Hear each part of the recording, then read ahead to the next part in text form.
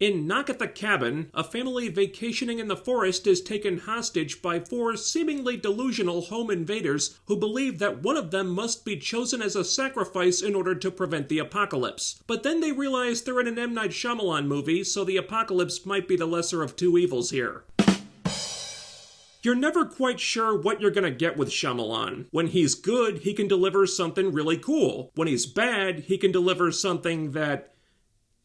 yeah, okay. But we're not dealing with an original Shyamalan work this time, because this film is an adaptation of a book, and also he had a couple co-writers working on the script with him. So was that a good thing or a bad thing? Did he do a respectful job adapting someone else's story? Were the additional writers able to curb Shyamalan's weirder impulses to produce something good? Or were the results more in line with the film we got the last time Shyamalan tried to adapt something? Honestly, I'm not sure. So having not read the book this movie was based on, I don't know what kind of an adaptation it is. It also means I have no preconceived notions about it doing the book justice. All I can tell you is whether or not it's a good movie. And I'm kind of on the fence about that. Shyamalan's a weird animal. He burst onto the scene with a huge smash hit movie that everybody loved, followed by a few lesser hits of varying quality, and then came a string of really weird and embarrassing failures. And at some point after that, he seemed to decide that him going Hollywood was a mistake, so he tried to get back to his roots, doing smaller, quieter movies that were definitely still weird, but were so low budget that they were almost guaranteed to turn a profit. So you figure, low budget thriller, small cast, takes place almost entirely in a cabin in the woods, a kooky premise, it's basically like radicalized Jehovah's Witnesses gone more insane than usual, taking people hostage and spouting batshit nonsense about the end of the world. That's right up his alley. Shyamalan's in his element here, so if you want good Shyamalan, it'll probably be in a film like this. And there are some good things here, mainly the cast. It's not a plot-heavy movie, there's almost no action at all, it's mostly just a bunch of people in a cabin talking about stuff that sounds absolutely nuts for an hour and 40 minutes, so more than anything, I'd say it's an acting showcase. There's only a couple actors here that you will have heard of before, and they're all very good, but I really want to single out Kristen Cui, who plays the little girl, Wen. Now, child actors, you never know how that's gonna turn out. It usually doesn't go well, and she couldn't have been more than 6 or 7 when they shot this thing, but this was probably one of the better child performances I've seen in a long time. Now, she doesn't have to do a ton of heavy lifting acting-wise, but she's front and center for the whole movie, which needs to maintain this constant state of tension without any breaks where people can kind of calm down and relax for a minute, and that's asking a lot of your actors to maintain that for so long. And she does everything it needs her to do. Really nice job from her. Also, Dave Bautista. I appreciate Dave Bautista as an actor a lot. He's, in my opinion, the most versatile of the pro wrestlers turned actors of his generation. The Rock has been the most successful, but he's mainly coasting off his charisma and playing himself in every movie. John Cena seems more willing to step outside his comfort zone, but he hasn't really tried to challenge himself all that much yet. But what I like about Bautista is that he's not satisfied just being the pro wrestler turned actor. He takes the craft of acting seriously, and he feels really strongly about giving good performances in good films. Dramas, comedies, thrillers, and not just doing the same type of stuff he did when he was throwing around half-naked men for a living. And this is probably his best performance to date that I've seen. It's a tricky role because the character is doing something he clearly doesn't want to do, but is compelled to do because of reasons, so he's technically an antagonist, and he's doing some really messed up things, but the movie also wants us to sympathize with him. And when, like, 95% of the movie is essentially just one long, tense conversation, there's only so many ways to convey that. So if Bautista doesn't bring the acting chops, this doesn't work, but he does. The character's involved in some pretty awful stuff, but at the same time,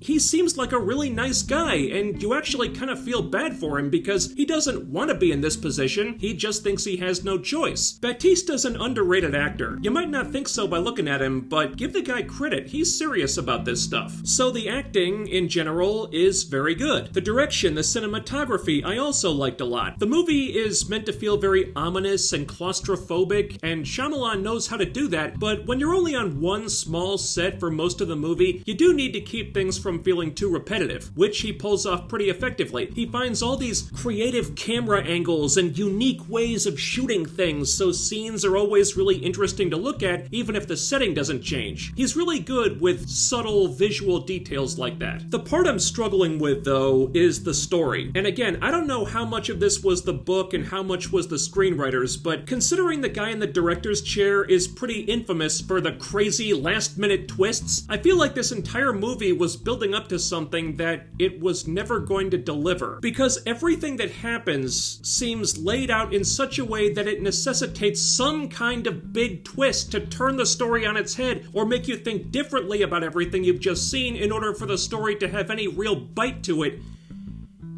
And that doesn't happen. For the whole movie, they're beating us over the head with the idea that these people have to sacrifice a member of their family to avert the apocalypse, and if they don't, the world will end. The why and how of it are never really elaborated on that much, but those are their options. And the movie does work hard to keep things really vague and ambiguous, like these home invaders definitely believe what they're saying, but there's some sketchy things about them that don't add up, and what they're saying does track if you think about it this way, but there's also a way to write it off as one big dog and pony show, which a more skeptical person is inclined to believe. So right up until the end, how this is going to play out is a big question mark. Either we're trying to avert the apocalypse, or these guys are just a bunch of delusional wackos, but the movie never tells you it's going to be anything other than option 1 or option 2, which is why I thought there had to be some kind of shocking misdirect here, otherwise everything is just way too straightforward. It's like the difference between Bruce Willis's character in The Sixth Sense, realizing he's a ghost at the end, versus him just being a normal living dude who helped a kid. The movie might be fine on its own, but the twist is what packs the punch. That's what people remember, and without that twist, it's just not the same. So the movie tells you that it's going to end one of two ways, and then it just does the thing it told you to expect. There's no surprise last-minute third option. There's no twist where they make a choice, but then, shocker, it doesn't mean what they thought it meant because of some seed they planted earlier that we never noticed until it was too late. That was what the movie needed to make the big impression it was trying to make,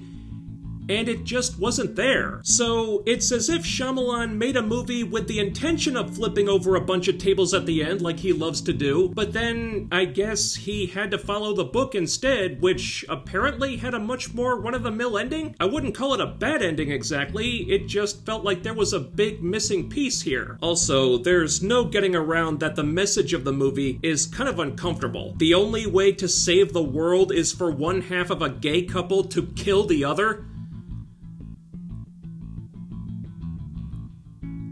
That's a bold strategy, Cotton. I mean, the movie doesn't make it about that, but that is basically how it plays out, which, well, was a questionable approach to say the least. I wouldn't call Knock at the Cabin good Shyamalan or bad Shyamalan. It's somewhere in the middle. It's well shot, it has good performances, and it doesn't drag, which is impressive for a movie that takes place almost entirely on one tiny set, but the ending was missing something important, and unfortunately, that something was the difference between Ghost Bruce Willis and regular, living, much less interesting Bruce Willis. And not having that doesn't make the movie trash or not worth seeing or anything, but it doesn't make it super memorable either, and that's probably what matters most. Thanks for watching, everybody, and while you're here, please do all the other YouTube things. Ding the bell icon and follow my social media so you can always be notified when I upload new stuff. Links to everything are in the description box, and most importantly, don't forget to hit that thumbs up, leave a comment, share the video, subscribe, and make sure you're still subscribed, because what really deserves to be taken hostage and forced to tragically sacrifice a member of its own family to avert the apocalypse is the YouTube algorithm.